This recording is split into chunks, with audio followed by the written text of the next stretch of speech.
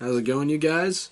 I figured instead of making a video every time I finish a book or a movie, I could just do like a reading roundup or movie roundup every so often. And recently I finished 5 different books, and I figured 5 is a good number for making a video. Hopefully not too long, not too short, and I'll try to concisely get through each book. Having a problem with talking too much and then having to edit like an hour worth of me talking. So I actually outlined my video this time, so hopefully, maybe this will work out pretty well. So let's just jump right in. The first book that I finished recently was The Picture of Dorian Gray by Oscar Wilde. I had never read this book before, but I've been really excited to read it for a long time. It's a Gothic classic, so I love Gothic literature, so it's pretty much essential reading for me. I knew it wasn't really horror. I know like most of the film adaptations are classified as horror. I actually haven't seen any of them either. I was definitely hoping for like a little bit of like creepy vibes and stuff like that. It does kind of have some creepy vibes. What it's about is there's this guy, I think he's supposed to be like in his late teens, maybe like early adulthood. So maybe he's like 18. Maybe it says in the book, I don't remember. But, he's this beautiful, nubile young man. And everybody's obsessed with his beauty and like says how like beautiful he is and stuff like that. And then there's like this one asshole, and obviously that guy's Dorian Gray, if you didn't know. And there's this asshole called Lord Henry that he meets, and like he like whispers things in his ear like, you're not gonna be beautiful forever. And then Dorian Gray's just like, oh no, I'm not gonna be beautiful forever. Oh, I'm gonna have to grow old. And he starts freaking out. There's this painter friend of his that loves to paint him, have him sit down and model for him. He makes this portrait of him that he claims to be his masterpiece, and he gifts it to Dorian Gray. And Dorian starts freaking out because he's like, I'm jealous of this painting because it's gonna stay young forever while I get old. I would sell my soul to have it be the opposite way. Thus the classic story of the guy that doesn't seem to age or get ugly while his portrait does. It's definitely very interesting. It's kind of a philosophical novel. There's a lot of conversations from like old stories back then where all the characters are like saying all this philosophical stuff. A lot of times kind of has nothing to do with the book, but kind of does have to do with the theme, sort of. A lot of times it's just nonsense. Lord Henry especially talks about a lot of nonsensical things. Like he calls people vain for caring about others people's feelings. It's like, my guy, that's the exact opposite of what vain means. Which, of course, he's supposed to be the most vain character of them all. So one thing about the author is that Oscar Wilde, this was like, I think this was the only novel he ever wrote. He was more of a playwright. Like he wrote plays and directed plays on the stage. And it's painfully obvious when you read this book because every single dialogue ends up being a huge monologue full of melodrama and over the top like language and everything. Dorian Gray can't just like say something simply to somebody with one sentence. He has to go on and on. And he's not the only character that does it, but it's mainly like him and Lord Henry. Every time they talk, it's like, it feels like it's 40 pages long. A lot of times it is interesting, but it's one of those things, I don't know if I'd ever be able to reread this ever again, because it was like, holy crap, dude. Every scene of dialogue. It was a bit of a slog to get through, in my opinion. But I do like all the themes of vanity and sin that the book delves into, and themes of morality and mortality. There's a lot of really good themes, really good messages in there. Unfortunately, there is a lot of misogyny as well, though. And most of it does come from Lord Henry's dialogue, so it's a character speaking, might not be the author's thinking. But there's also pieces in the narrative that are pretty misogynistic. There's a scene with one of Dorian Gray's love interests and her mom talking, and Dorian Gray isn't around there, Lord Henry isn't around there, no other male characters around there, so it's not like it's picking up on some character's perspective. And in the middle of their dialogue, the narrative stops to basically say all these facts about women that are all like horrible stereotypes, basically saying that women are nothing more than trophies for men, and that they have no place other than that, and that they are fragile creatures that only care about vain things and don't care about important or profound things like men do. Like, all this shit, like, it's like, what the fuck? I just don't get why Oscar Wilde would say that, because he wasn't straight. He wasn't somebody that wanted a trophy wife. He actually ended up being imprisoned for homosexuality, because in Victorian England, I think this was in Victorian times, but in England during that time, it was illegal to be gay, and he was convicted of being gay. And so it's weird that he, of all people, would be delving into all this misogyny in his narrative. I mean, thankfully, after maybe like a third of the book or halfway through the book, like, a lot of that talk of misogyny goes away, which is great. It still confuses me that it's in there to begin with. I know a lot of people that love this book, a lot of women that love this book, and it's like, did you not pick up on that, or are we just going to ignore that? That's just something that seems to be glossed over. Another thing I will say about The Picture of Dorian Gray is, much like the dialogue being too long, I feel like the book is a little too long. Feels like it could have been a novella length, which is funny because it actually was originally released as a novella length in some magazine or something like that when it was written, I think in the 1890s. So I don't know if he wrote the novella and then decided to write it into a full-length novel, or if he had condensed it into a novella length for that particular magazine, but he actually had the full-length novel. I honestly don't really know the history of it that much, but it makes me wonder how the novella length version was, because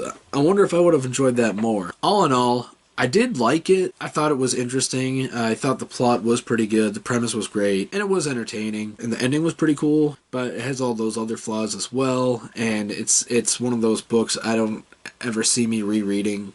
Maybe years and years and years down the line, once I've forgotten like everything that actually happened in it.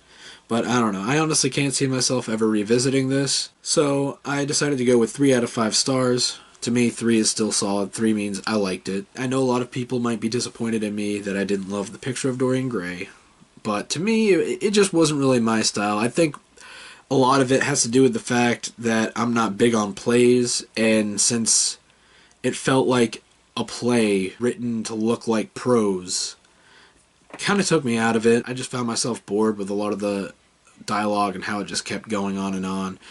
And just the melodrama of it. I know a lot of Gothic fiction has a lot of melodrama, so I'm not really fully against melodrama, but this was like a little bit like, wow. Also, if you read it, you'll know, but Dorian Gray is a fucking idiot. I wonder if he can actually think for himself. He's very one-dimensional, and part of that is the point, because it is talking about a lot of vanity and greed and stuff like that, but the only character I actually really liked was Basil, and he definitely has his flaws as well. So next up, I tried listening to the audiobook for The Lair of the White Worm. Now, I say tried. This isn't one of those things where it's like, oh, I tried listening to the audiobook, but the narrator sucks. The narrator was actually great. I DNF'd this book. I did not finish it. I could not finish it.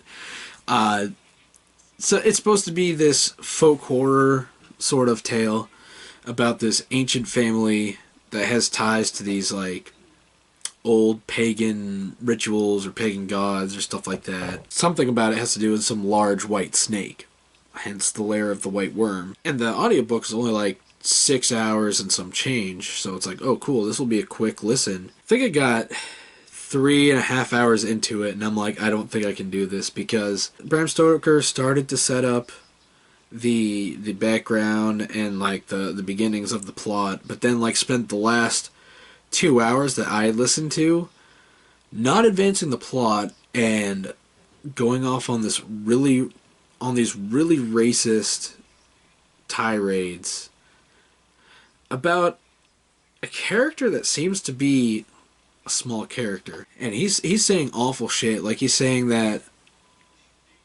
non-white people are unworthy of love and should not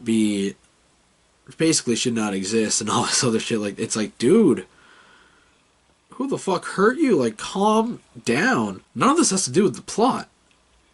He just keeps going and going about this. It's like, Jesus Christ. Now, I've definitely read some older stories that have a lot of unsavory things, and back then were a little bit more normalized. H.P. Lovecraft is one. These things do come up in older stories, and you could either let it ruin your reading experience or you can try to ignore it. In The Lair of the White Worm, though, it's like, holy shit, he does not shut the fuck up about it. I looked up reviews, and everybody was saying that it's not worth pushing through, because once he actually does get back to the plot, it's really disappointing, and apparently the ending sucks, and everything sucks about it. And, apparently he was really hopped up on syphilis medication when he wrote that, so I guess he was pretty out of his mind. There's a reason why it's considered his least liked work, I guess. I want to just watch the movie that came out in, what was it, 1988. Has Hugh Grant. Has a lot of phallic imagery. I want to watch that. I don't want to listen to Bram Stoker stroke his dick about how his race is the best race. In other words, Laird the White Worm. Do not waste your time on it. Literally everybody else that I saw that has read it said the same thing. Alright, next is a book that I actually have a physical copy of, so I can show it off. We Have Always Lived in the Castle. It's got this sick-ass cover. It's a nice short read. We Have Always Lived in the Castle by Shirley Jackson. Same author of The Haunting of Hill House, which is an amazing novel. First thing I want to say is that this is beautifully written. I love the way that it's written. The prose is great. The descriptions are great. Just reading it was such a joy. I don't know how to explain it. You know, like, there's good writing, and then there's just writing that you're just like, man, that's awesome. Like, I drank this novel in. Like, drank it in, man. Shirley Jackson just had this wonderful imagination, had a great way of putting it to paper, putting it into words, and the characters in this are just so, like, imaginatively created, you know what I mean? The book is about, there are these two girls, these two sisters that live in this, mansion alone with their Uncle Julian, but Uncle Julian is wheelchair-ridden, and he's very confused a lot of times. He ends up forgetting where he is or forgetting who he's talking to, stuff like that. And the two sisters, Constance and Mary Cat, them two and Julian are the sole survivors of this evening that their entire family died at a dinner table, seemingly from poison, and everybody in the town blames Constance for it, the older sister, because she was the one cooking. She was the main cook because she loves cooking. She went to trial and everything, but they couldn't find her guilty for it. You know, no evidence or whatever like that. So, you know, she was able to go back home. But from that experience, she became very agoraphobic, didn't want to leave the house. Mary Cat has to leave the house whenever they go grocery shopping. The events of the novel take place 6 years after that incident. There's just like a lot of themes of like mental health, paranoia, agoraphobia, like outsiderness or outcastedness. I don't know if there's a better word for that. Kind of like isolation, greed, mass hysteria, or mob mentality. Maybe not mass hysteria, but definitely mob mentality. The way that the entire town just ostracizes these three remaining family members of this house. There's definitely like some themes of classism too, because you get the feeling that a lot of them have always hated the family anyway because the family's wealthy, and there's a lot of people in town that are working class people. And the really unique thing about it too is that the characters are very unique. Mary Cat is now 18 years old, so she was 12 when her family died. She acts like she's still 12. She's always saying stuff like, well, when we move to the moon, you know, on the moon we have this and that. And she's really obsessed with flying to the moon. Sometimes she even says to her sister, like, well, if you would have let me fly to the moon and stuff like that. Kind of like has like these weird delusions. She likes to bury things in the yard, and she has like these weird protection rituals to try to ward people, strangers, from the house. Older sister is also kind of eccentric, but like in different ways. A lot of it has to do with like her anxiety and agoraphobia. She's also like super obsessed with her garden, super obsessed with cooking and tidying up the house. They insist on not touching their deceased parents' things. All these weird things. It's like this gothic mystery novel. It's not a horror novel. It's almost like a cute story. It's just such a charming little story. Like, I just highly recommend it. Like, you should just read it. It's a short read anyway. I've never read any other story that feels anything like it. I can see why Shirley Jackson and a lot of other people thought it to be her magnum opus. for a lot of background, throughout her life, she had a lot of anxiety, and at the end of her life, she was agoraphobic herself, and didn't want to leave the house or anything like that. She grew up with pretty abusive parents, and then her husband, apparently, their relationship started out good. He was a professor at a university, I believe, or worked at, something like that. And he started having affair after affair, and even convinced her to agree to having an open relationship. Even though she made a lot more money with her writing, he was very insistent that he basically forced her to give him the entire control over all finances and all the decisions and everything like that. So he was pretty abusive, definitely probably added to her anxiety and agoraphobia and all that other stuff. And also Mary Cat, a lot of her stuff apparently was inspired by how Shirley Jackson was when she was younger. When she was a kid, she really liked to imagine herself as like a, I don't remember what she called it, but kind of like almost like a Wiccan that's very in tune with the earth, and like to think that she could cast spells and stuff. So, which explains why Mary Cat likes to do all these things, bury things to ward off people. This whole novel is basically Shirley Jackson pouring out all of her own insecurities and like trying to cope with her own situation. So when you know about that background, and I did know about that before reading this, like it does kind of break your heart a little bit, but the story itself has so much heart. Like, I don't know how to explain it, but it's beautiful. It's such a beautiful novella, you know. So you'd think with something so short, like how could that be her magnum opus? But like when you learn about all that, it makes a lot of sense. I'll just say 5 out of 5 stars in my opinion. Like to me, it was perfect. I loved every single like every word of it. It was from front cover to back cover. I absolutely adored that book. Highly recommend We Have Always Lived in the Castle. I need to watch the movie now. Alright, next up is another book that I actually have a physical copy with me right here. Is Bunny by Mona Awad. This is also a very strange book. I'll just read the back. A scholarship student who prefers the company of her dark imagination to that of most people, Samantha Heather Mackey is utterly repelled by the rest of her graduate fiction writing cohort at New England's elite Warren University. A clique of unbearably saccharine yet sinister rich girls who call each other Bunny and seem to move and speak as one. But everything changes when Samantha receives an invitation to the Bunny's fabled smut salon and finds herself inexplicably drawn to their front door, ditching her only friend Ava in the process. As Samantha plunges deeper and deeper into the Bunny's world and begins to take part in their monstrous experiments, the edges of reality begin to blur. Soon, her friendships with Ava and the Bunnies will be brought into deadly collision. Keyword is deadly experiments. That was the part that I was going to explain. The way it was described to me by other people before I read it, they definitely said a little bit about the experiments that I was going to say. I don't know if it'd be better for all of you guys to go in more blind. It is very weird. But as soon as I started reading this, like, it kept me captivated the entire time. I did not want to stop reading this novel. I did not want to put it down.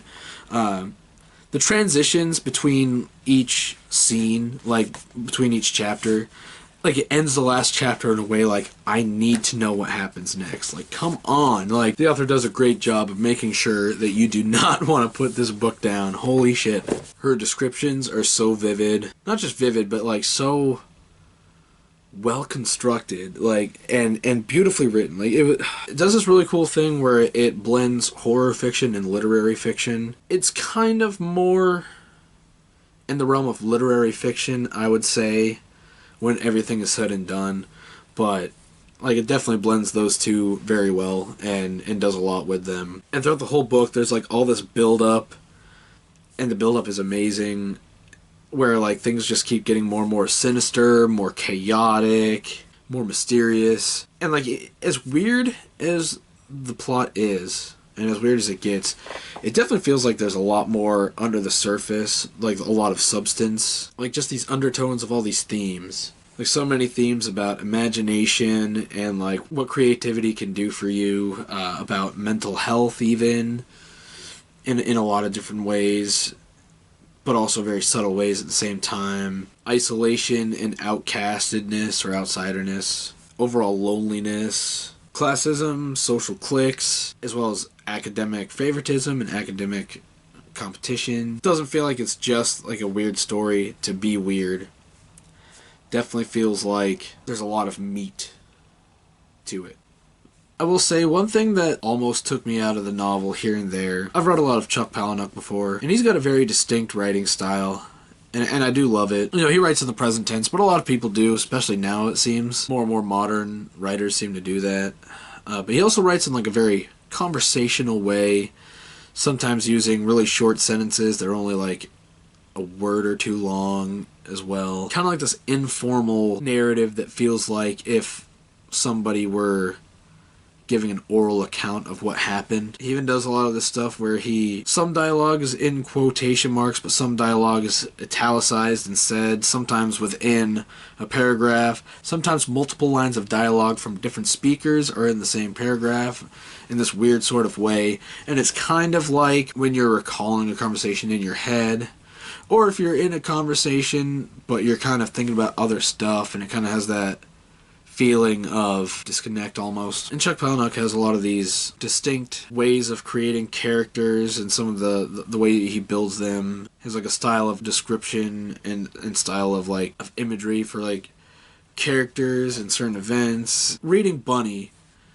you get all of that. Like the way of the style of writing, that dialogue, the themes are very similar to Chuck Palahniuk. The way that the characters are constructed are very similar. The way that the character thinks, the mannerisms, all these things. Like, I literally felt a lot of times that I was reading a Chuck Palahniuk book. He kind of writes like that weird, absurd stuff.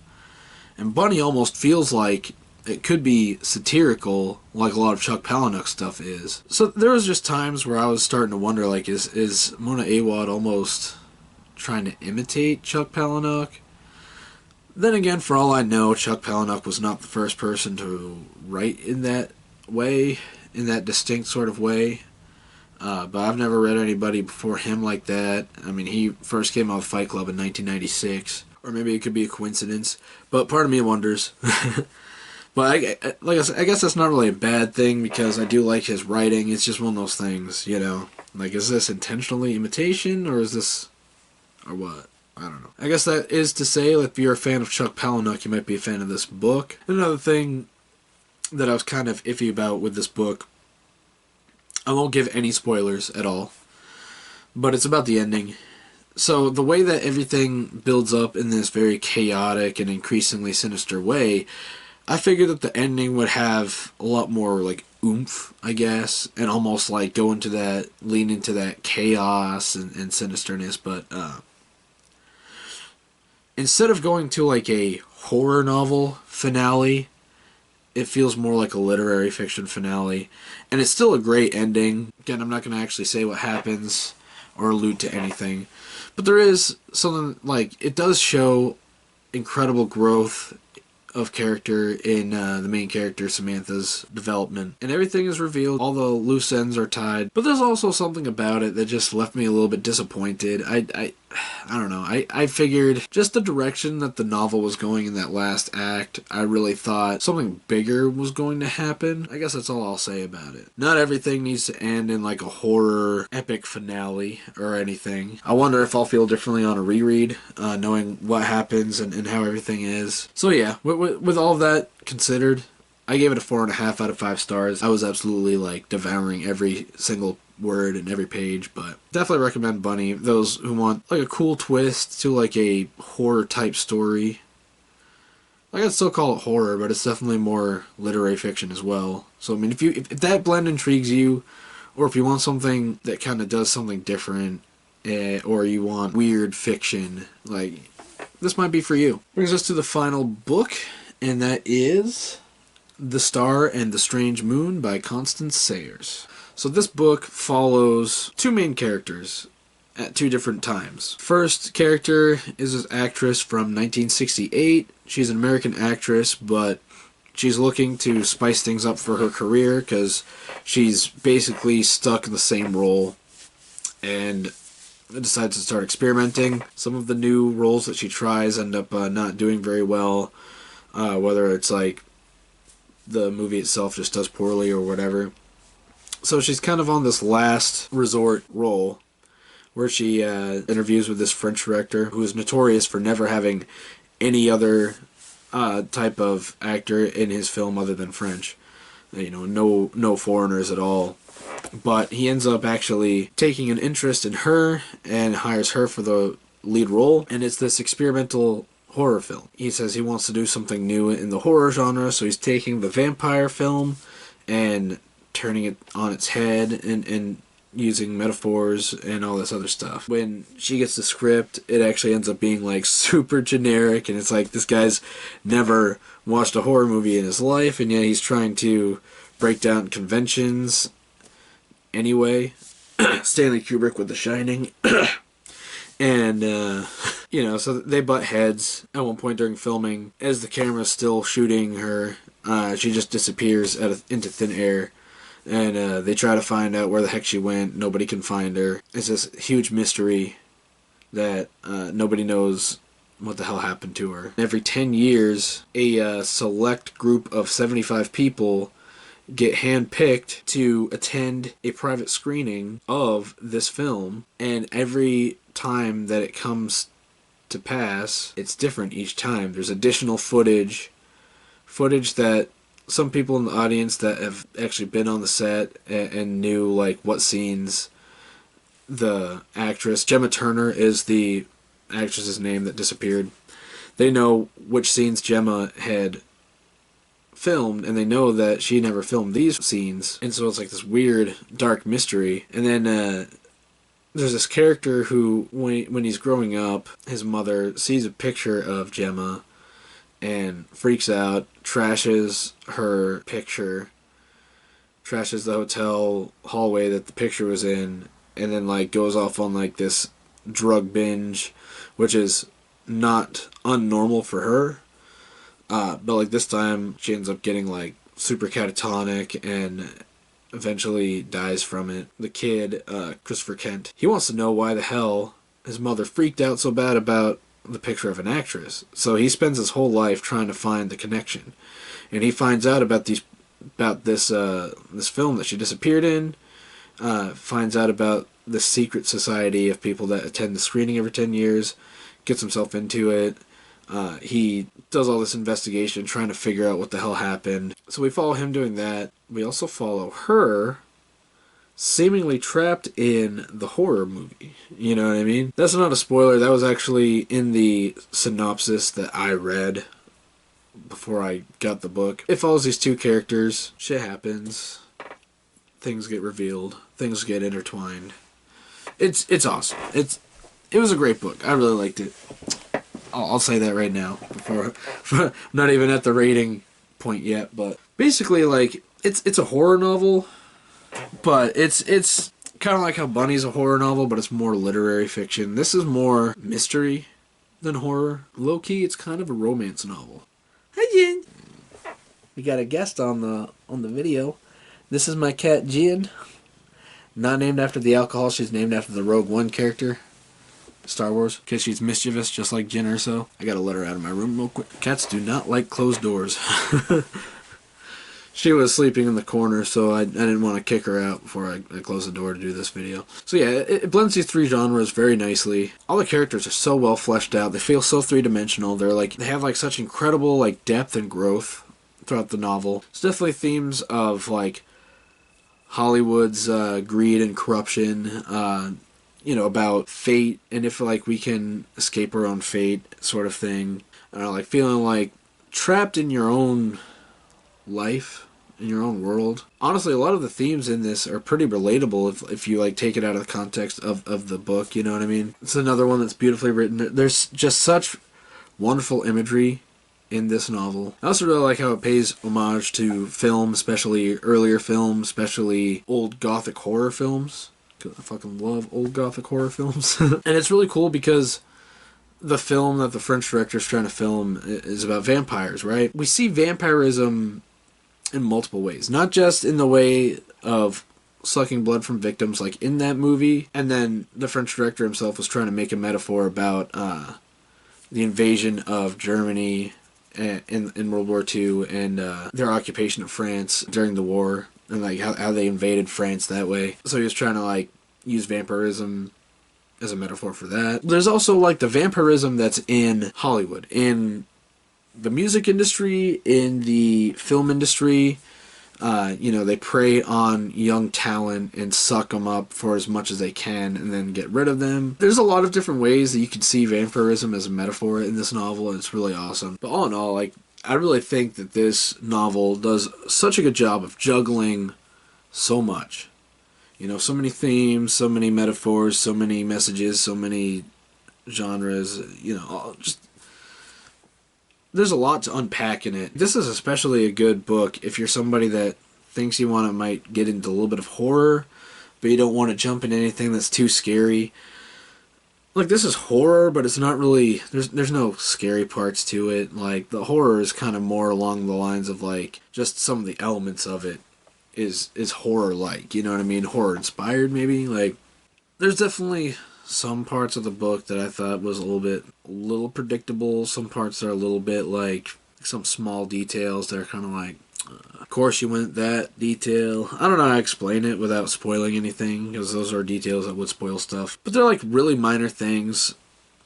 Even with like some of the things I was able to predict, there's still a lot of stuff that I didn't see coming as well. So I mean, I guess there's some trade-off there. There was never a point that I felt disappointed. There's never a point that I wasn't entertained. I loved the whole thing, like from start to finish. Those first 2 books I started with were a little bit iffy, but then like the last 3 end up being really great. And I think I'm going to give this one a 4.5 out of 5 stars as well. But that is my reading roundup for now. I hope you enjoyed it. I hope you liked my insights. What did you think of these novels if you read them?